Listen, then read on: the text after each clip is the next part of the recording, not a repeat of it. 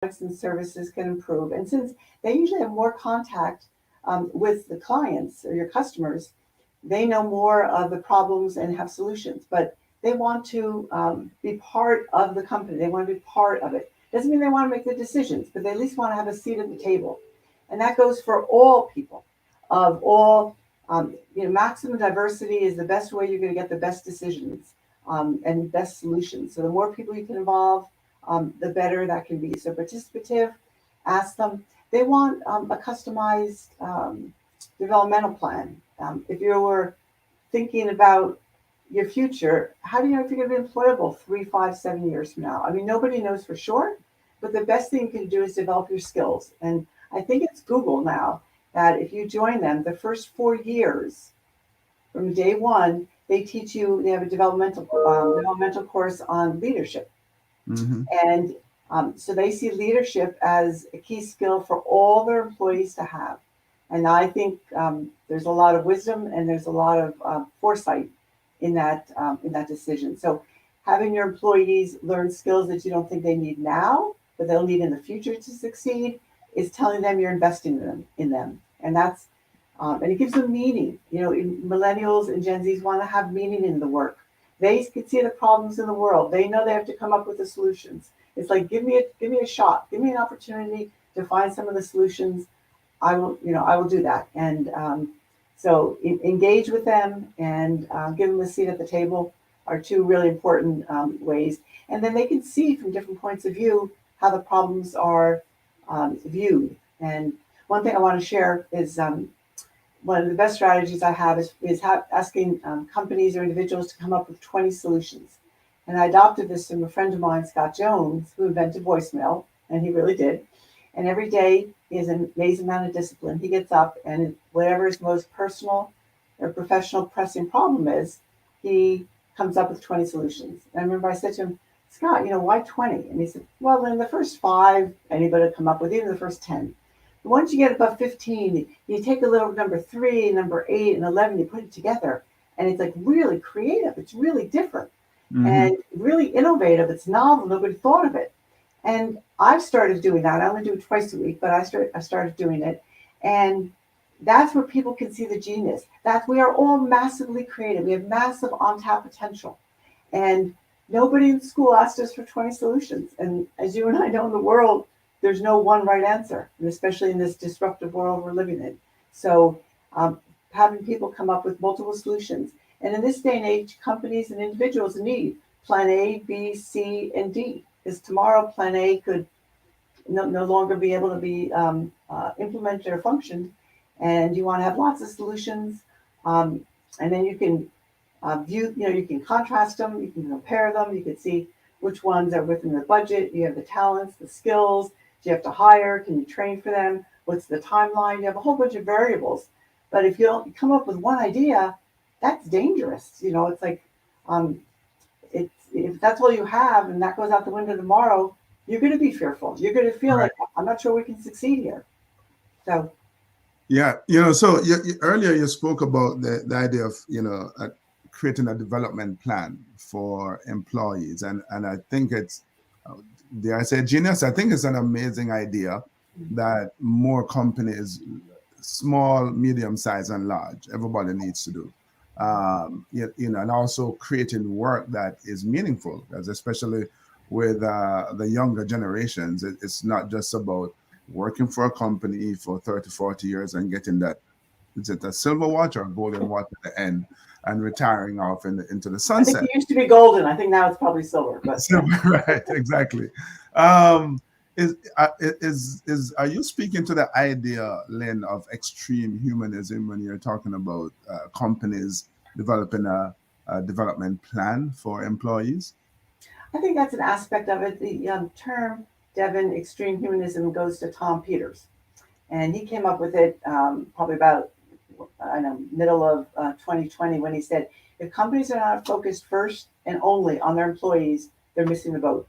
He said, profits, you put aside now. You've got to focus on your employees, focus on your clients, focus on the stakeholders who are your community and your vendors. It's really taking a holistic picture of who does your company depend upon and how can you have them be part of your solutions, be part of the company, be part of the processes. And so if you're focused on the process, you're focused on the profits, people are going to leave. I mean, if you're using them as a cog in a machine, and I did work with Arthur Anderson as a tax attorney many years ago, and then I went to Bank of Boston as a private banker, and then as a change agent. And there, I was working with an 1,800 person division that was going through massive change, and we had two people with heart attacks from the stress. One died, and one was out on disability. And I thought, well, let's have these people learn about stress. And I found a company that would come in for like $500 for half a day. And I thought that was great because I talked him down from 1,500. And I went into the head of the project and I told him, and he said, no. And I said, no, it's 500 for everyone. And he said, no. I said, I'll pay for it. He said, no. And so I turned around, I left. The hair on the back of my neck stood up, and the next day I gave my notice because I cannot work with an organization. We don't want to work with an organization that doesn't really care about their people. Because if you have happy employees, it's proven happy employees will make happy customers who will make high profits. I mean, I can give you scores of examples. It's really pretty simple. People can make it more complicated. I think as a tax attorney, I was always taught to, go down to what's the issue. 60-page case, the professor would say, what's the issue? It's like one statement. And I think many people in businesses deal with symptoms. Sales are not up. People are leaving. Those are symptoms of other problems you've not addressed that are deeper. Like, what's the root cause? The average root cause spawns 20 symptoms. So I try to drill down with people to find what's really the problem here. Let's make sure we're addressing the core problem and not some symptoms. So customizing for the employees, yes. Getting them involved in decision-making, yes. Give them additional skills that they don't think that they need, yes. If they want to take, flexible schedules, where and how they work to some extent, yes. And if you want them to come in the office, at some point, make it worth their while. A client of mine turned the first floor of the office. He put out couches and had glass tables, and people were able to come in and just sit and chat for the whole day with the people they hadn't seen in a while. That's wonderful. That's social capital. And that's where the ideas spawn. The innovative ideas spawn from those usually casual meetings with people you don't work with regularly. And so if you want them to come in the office, use it for collaboration purposes, use it for them to have joint meetings. Don't have them come in just to do the same work they could do at home. And most people can be more effective and productive at home. And you want them to be innovative. Challenge them. Everybody's job, as far as I'm concerned now, in the world, you have to be innovative. You have to find out today how you can do what you did yesterday more efficiently, more better, and in an improved way. So happy, I love that term. Happy employees create happy customers, create higher profit. All the H's in there, which is awesome. But I think it speaks to the idea, which you alluded to earlier, that too many people focus on the process and on the profits and forget the people, which is really their greatest asset, right? If there's anything the last 2 years have taught us, when everything had to change, was that the people who were impacted the most by the change, or the aspect of it was the people, your employees. And when you had to institute new changes in order to keep the business afloat, it was those very same employees who made those changes work. And so it seems to me that, if you're investing in your people and your employees in the way that you're saying, creating a development plan and giving them more stake, right? It's almost like, I read a book, Extreme Ownership. They have to feel like they're owning part of the process, because people invest themselves more in processes that they own, don't they? Absolutely. I mean, before organizations move ahead with any change or any different process, you need to get buy-in. You need to get buy-in from the employees. And the best way to do that is to start by asking them, what are their ideas? And doing that. Also, I wanted to say about remote employees.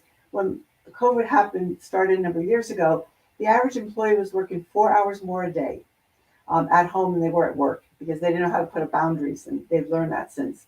And it's also one thing I want to say to a lot of senior managers is, 36% of people during the height of the COVID left their jobs without another job. What's the message? You did not understand how difficult it was for them to work and take care of their family or, well, their family, their home, their own life. And they were willing to leave a job, the only job they had, without any, in the middle of COVID, deep COVID, and um, and not have the income. People don't want to do that. But people said to me, they didn't listen. I mean, I read a statistic that 52% of the people who left said if the manager organization could have had a conversation or talked to them and they could have stayed. So if you're not having stay interviews, why are people staying and doing those regularly? If you're not, if you have people working remotely or hybrid and you're not connecting with those people, like if you're seeing them, if you're not working with them in an office, at least for half an hour a week, and asking how are they doing? How are they doing with their family? How's it going with the schools back in some schools back in session, some schools not? How are they managing that? And maybe you can send some meals to the house that are already prepared. Find ways that you can delight them. I mean, your job as owners or senior executives, even middle, is how do you delight the employees so they pass that delight onto the clients. It's even for me a little bit more than happy. Happy will work, but it's how can you delight them? How can you give them a little bit more than they expected?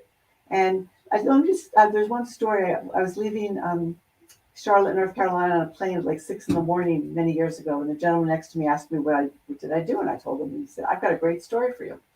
So he said, "Well, last night I was at my wife's boss's Christmas party, and this morning I was taking this plane early in the morning, and the report was there was going to be ice on the road, and I mentioned I was going to be driving myself to the airport." And he said, "No, you're not." He said, "You're too important to that woman and those kids. We don't know how to drive on ice." He goes, "My chauffeur's picking you up."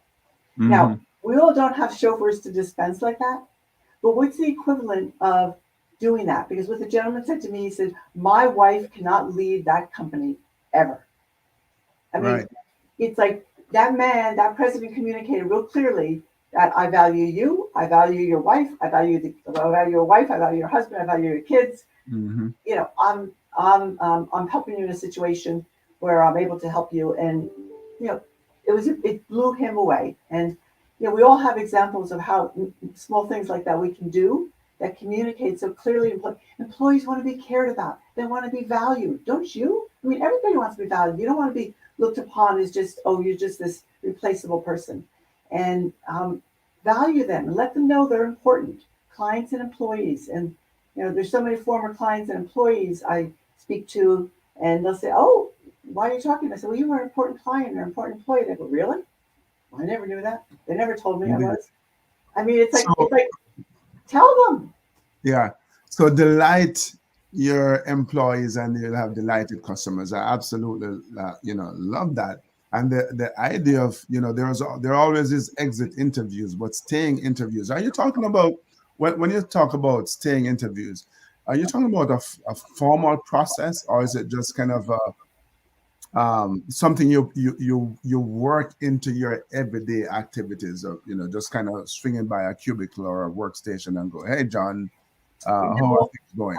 I think when it's left like that, Devin, the people who are most comfortable talking to their employees will have those stay interviews, and the ones that aren't will tend not to. And those are the ones that probably don't have as much communication with their employees as they should. And those are the employees most likely to leave.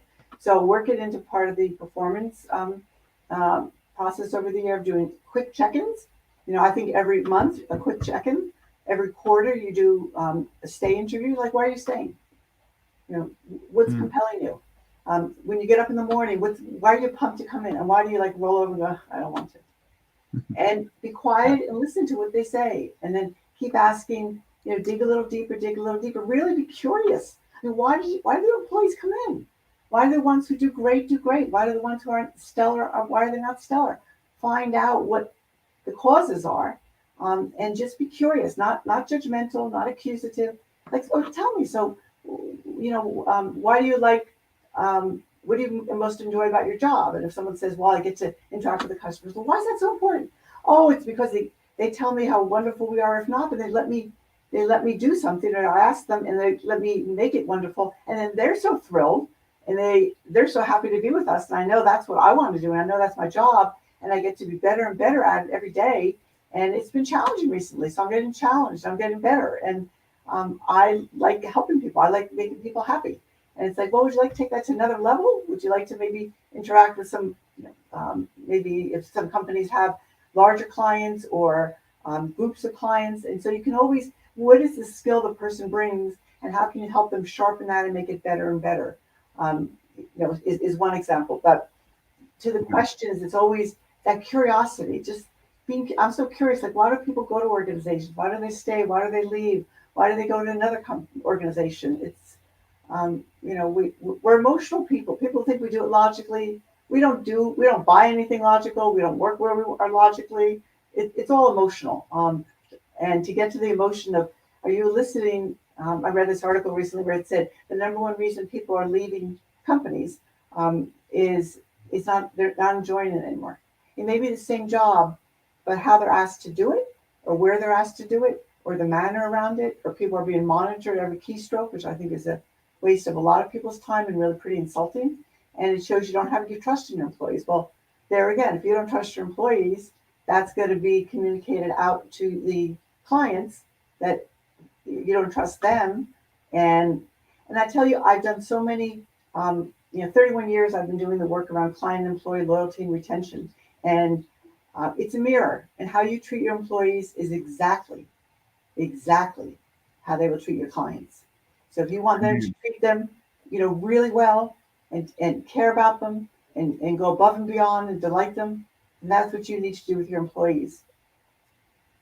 So I think you mentioned a statistics: 52% of people who have left jobs is because they felt like they weren't being listened to, right? And certainly in this interesting marketplace now, and you mentioned earlier, people are leaving jobs even though they don't necessarily have another job to move on to, because they're not satisfied. They don't feel like they're doing meaningful work. I don't remember what the latest figures are. Is it 450,000 people who just like changed jobs or quit job in the last month? 4.1 million.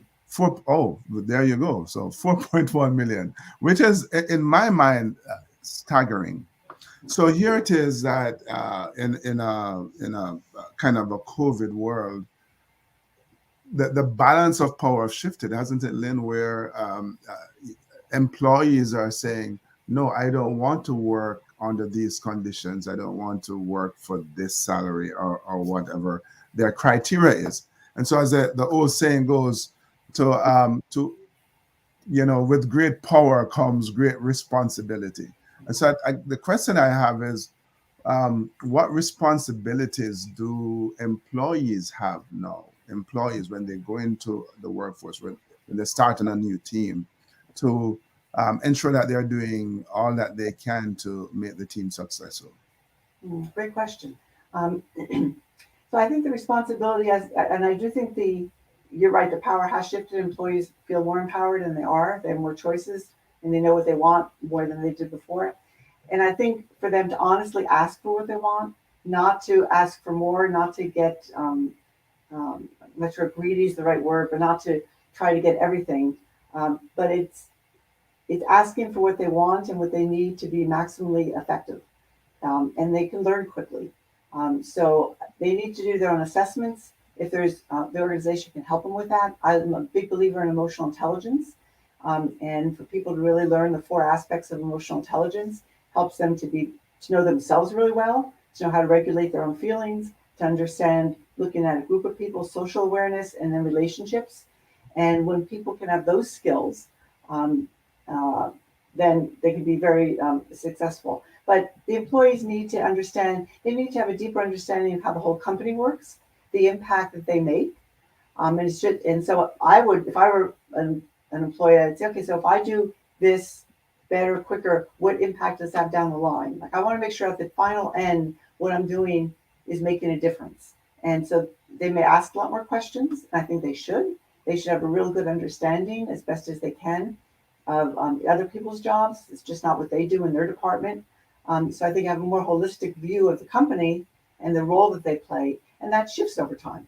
So during the stage reviews, during performance reviews, their check-ins, they need to ask the questions. If they're not sure, they have all the information they need to be the most effective. So the burden does shift a little bit from employers to have to figure out what employees need to employees need to take time to reflect. What did I do well? What could I have done better? What did I need to do better? What did I have that made me do really well? And what I want to ask for more of?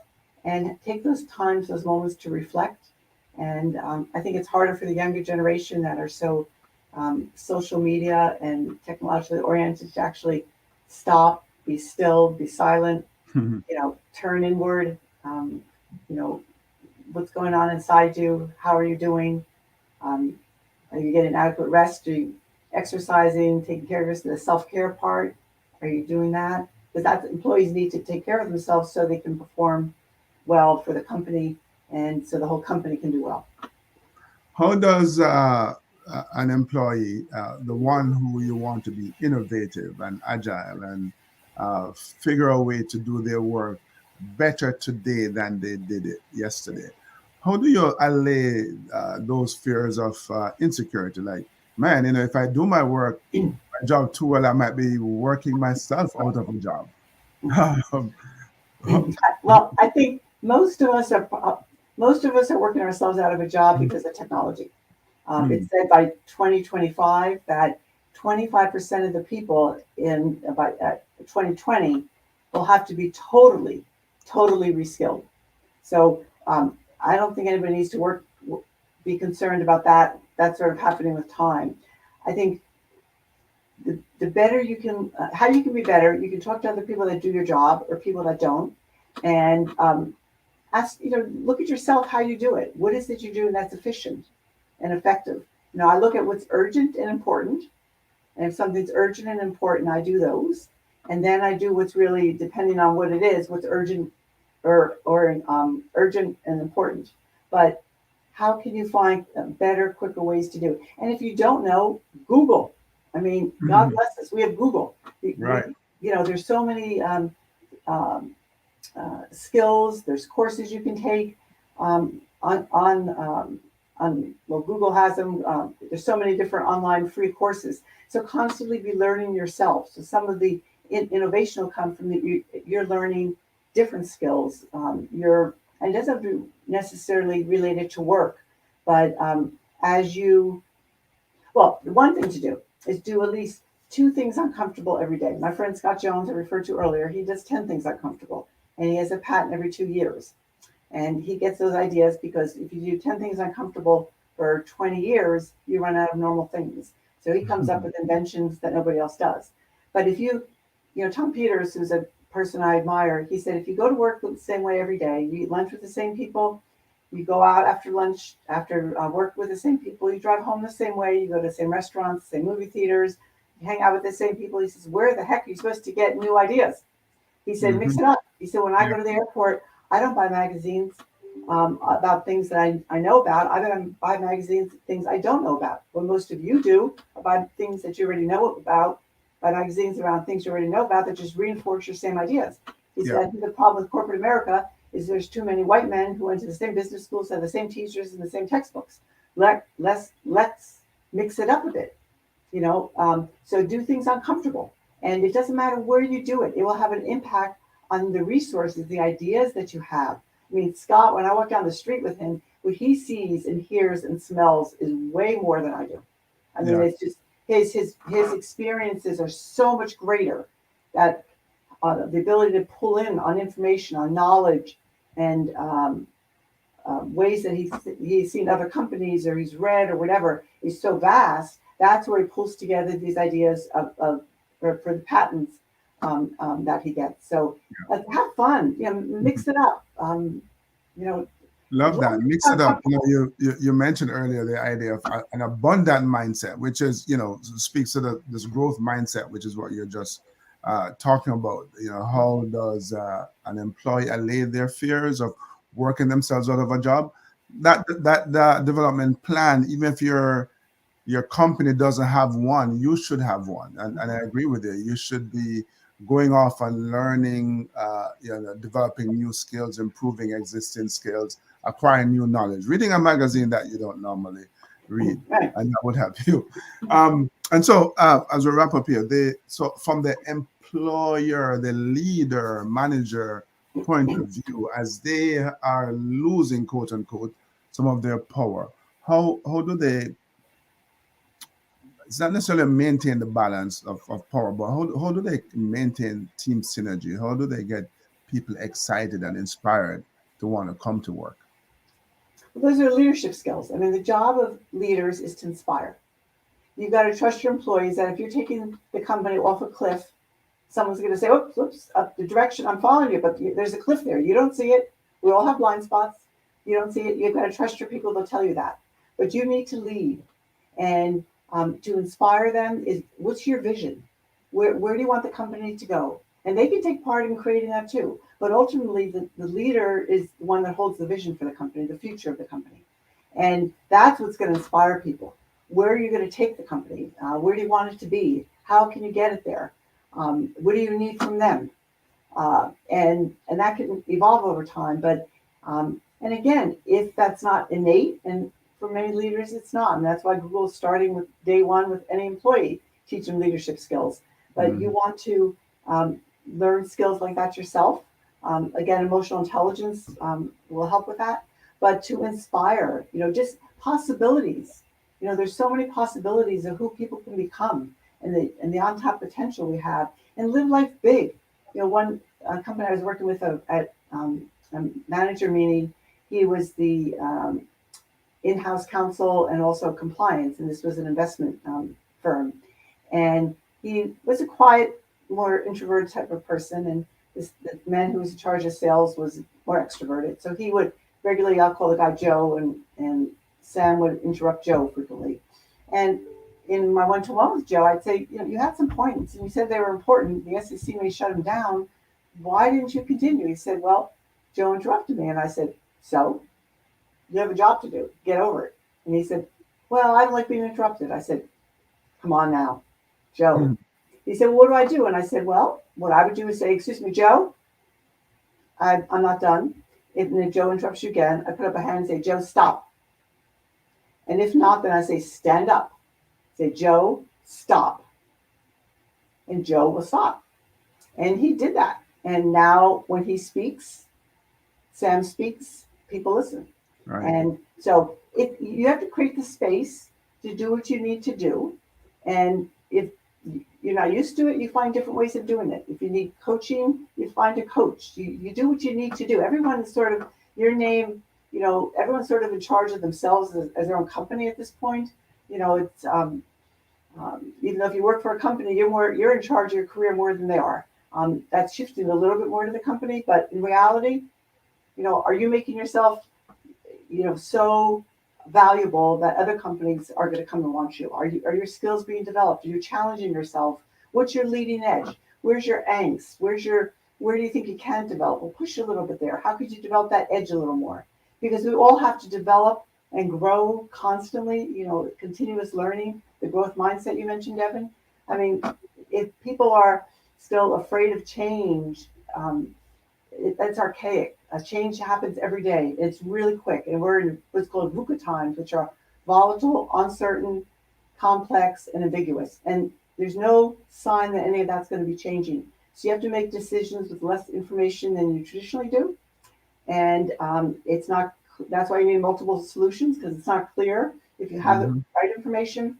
Where the data comes from and things come from is ambiguous, and you need to move forward. You need to find a way to move forward, and it's not going to look the way it did before. It never will again. But we have unknown futures that we need to find ways to be successful in, and that's why you need employees who are agile and resilient, innovative, quick learners, and they know their strengths and they know what they need to improve upon, and they're willing to do so. Indeed. So you mentioned that when Sam speaks, people listen, and we know that when Lynn speaks, people listen as well. So Lynn, tell us what it is that you do for how do you help your clients, have amazing, delighted employees and hence customers? Well, it depends. Basically, I go in, I interview people, I have an assessment process. It's totally open, transparent. I ask questions of senior management, middle management, frontline people, customers, and I see where the gaps are. And they're the same questions, and then I come back with the gaps. Or surveys don't work. You really need in-depth interviews. So I may do some. I have other people that do the interviews, and pulling that all together, then we look at the gaps.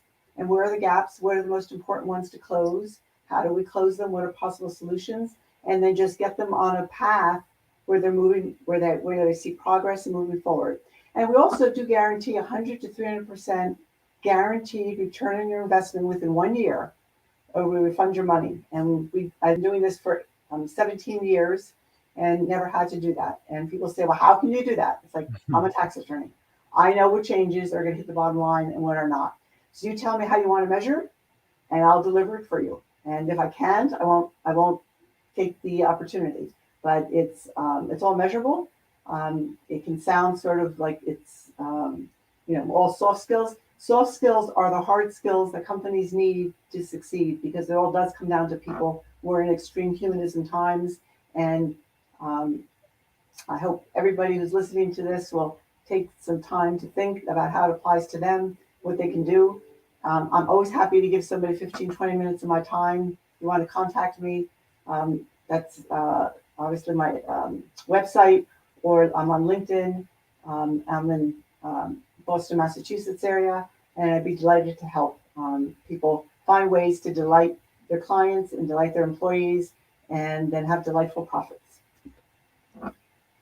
Soft skills are the hard skills that companies need to succeed. I absolutely love that. What an amazing way to end this conversation. Lynn, it's been enlightening. The term extreme humanism, I heard it first from you. It's Tom Peters who coined it, but we're going to say you're owning it this morning, and I absolutely love it, because I think it's so important that all of us, whether we have a team of 2 or a company of 2 million or 200,000, whatever, that we are actually putting people first. We're making sure that we're understanding that they are our greatest assets, and I love it.